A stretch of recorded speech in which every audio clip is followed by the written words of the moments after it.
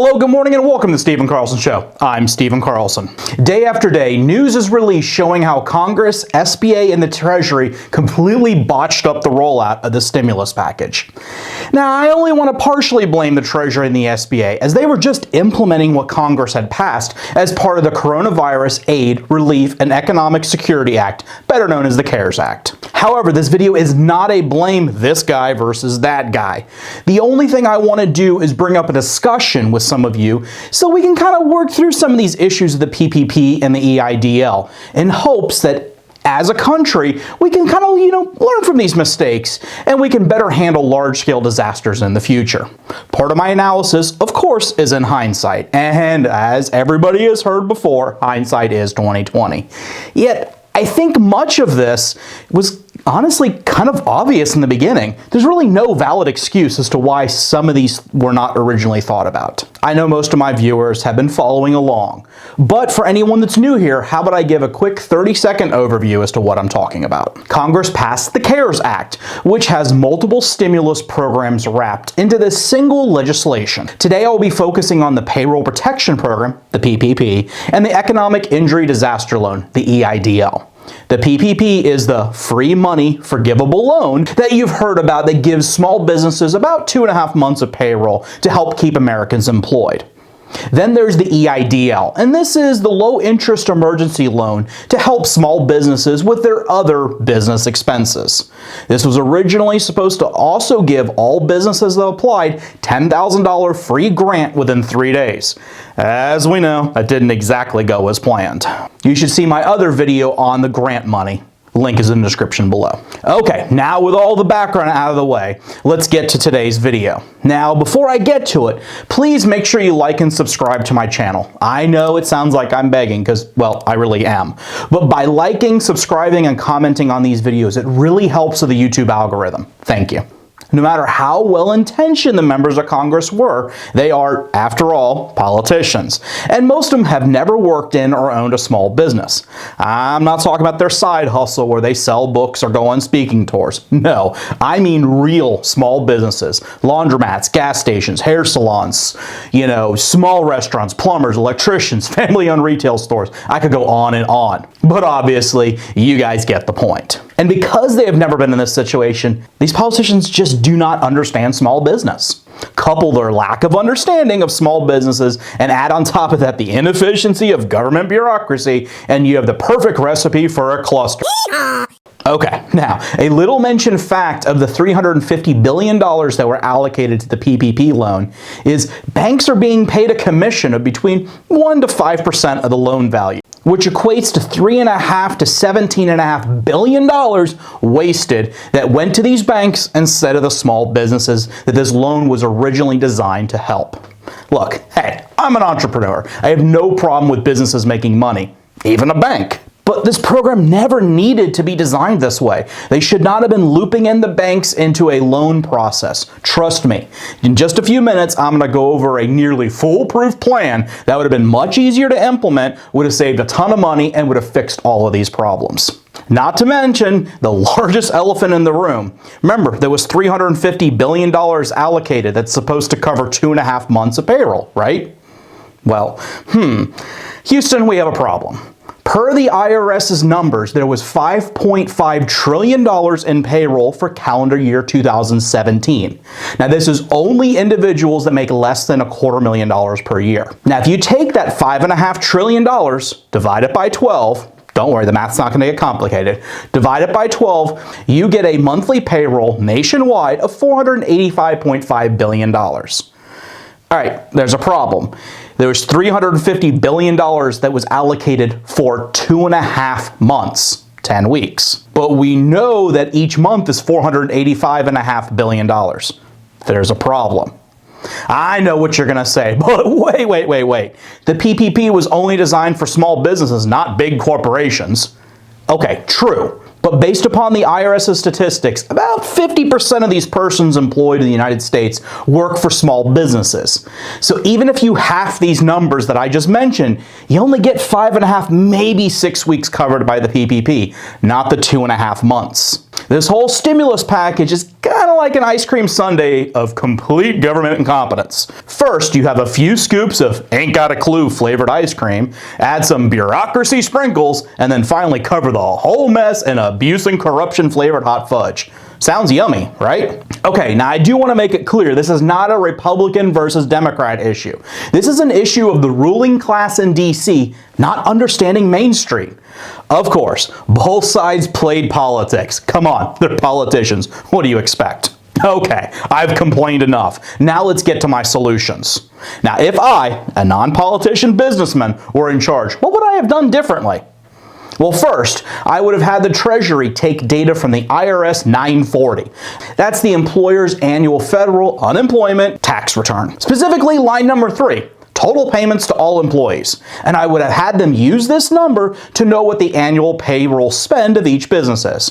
For example, if a business had an annual payroll spend of $482,653, you take this, divide it by 12, and you'll find the monthly spend is about $40,000. Okay, so far, pretty similar to the PPP.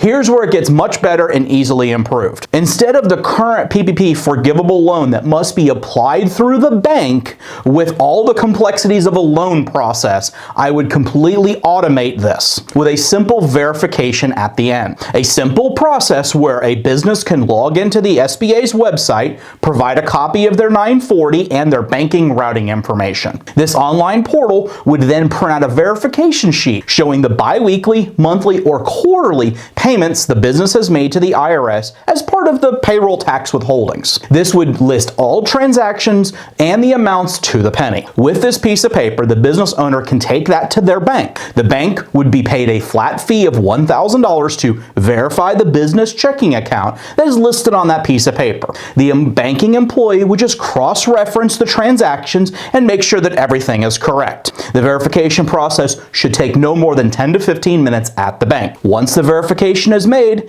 the bank could easily log into a secure online portal at the SBA just to tell them, hey, this business is okay. There would be no other liability placed upon the bank. All they are doing is verifying account number 1234 has made these transactions that are verified on this piece of paper. Then, within 24 hours, the Treasury could begin depositing weekly amounts to the business account to cover payroll as long as the country is currently on lockdown. This entire process should, start to finish, take the business no more than about an hour or two to complete and would have had the money flowing in days, not many weeks like the current PPP program. There are many businesses that are 3+ weeks into the current process and they still have no money. Similar to the current plan, as long as a business keeps their employees on payroll, even if the business is shut down to customers, payroll must continue, then the money is a grant. If the business mass fires everyone, the money is a loan and must be paid back in full within 1 year. Remember, the goal is to keep people employed and to keep money in the economy. As long as people are getting their paychecks, they can pay their rent, they can pay their mortgage, they can pay their car payment, etc. Now, of course, this solution only covers the payroll issue. But as you know, businesses have many other expenses that go way beyond payroll. This is where the EIDL comes in. First off, the $10,000 grant would be completely removed. I know, some people are going to be pissed off, but just give me a minute. My proposed idea does not need it at all. The EIDL will be awarded as a loan based upon the business's 2019 tax returns. The SBA would take the Corporation Income Tax Return Form 1120 for most businesses and would read line 11 for total income. Take that, divide it by 12, find out how much the business generates on a monthly basis. Of course, this isn't perfect because some businesses are seasonal. We're just averaging the numbers here. The SBA could utilize the same bank verification process as the PPP. In fact, if the business uses the same checking account for the PPP and the EIDL, then they can combine this verification into a single step at their bank. Now, if they use different checking accounts, a second verification paper would be required. Once again, this should only take the bank teller about 10 minutes to complete. Once verified, SBA would begin weekly deposits into the business bank account for as long as the nationwide shutdown takes place. The EIDL would be a loan, not a grant. But at a 30-year fixed rate of 1.75%, payments delayed for 1 full year starting on the date of the last weekly payment, and businesses, of course, they could opt out of this at any time. The loan would have the same protections for the government as a IRS tax lien. And the concept behind this is to make sure that it is not forgivable in bankruptcy and to prevent abuse. We don't want businesses saying, "Sure, I'll stay open," taking the money and then shutting down. Now, as long as a business is opted into this program, they do not need to reapply each week. Auto deposits will continue until the nationwide shutdown is removed, or if the business chooses to opt out. Now, the EIDL loan that I propose would not continue past the last day of a nationwide shutdown, even if a state or local city chooses to keep their lockdown in place for a longer time. It would be then the responsibility of the state or the local town to offer loans, grants, etc. to businesses at this time. These two programs, as I have proposed, would have simplified the process, removed a ton of processing costs, and would have most importantly shortened the time from the beginning of this pandemic to people getting the money that they so desperately need. Of course, no program is perfect, and this would be very expensive, and generations to come will be paying for this in the form of inflation and higher taxes. But I argue my proposal is light years ahead of the current program.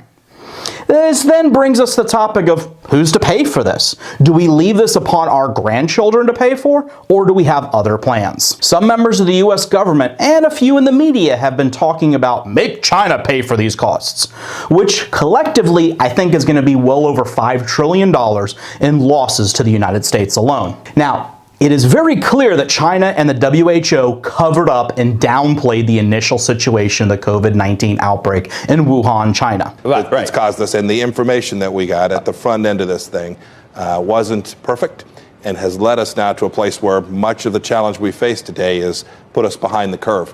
And that's not the way infectious disease doctors tell me it should work. It's not the way America works with the transparency and openness and the sharing of the information that needs to take place. It has proven incredibly frustrating to work with the Chinese Communist Party to get our hands around the data set, which will ultimately be the solution to both getting the vaccine and attacking this risk. Now, if instead they would have been more open and honest with the world about the infection and transmission, it would have seriously cut down the death rate and financial losses worldwide.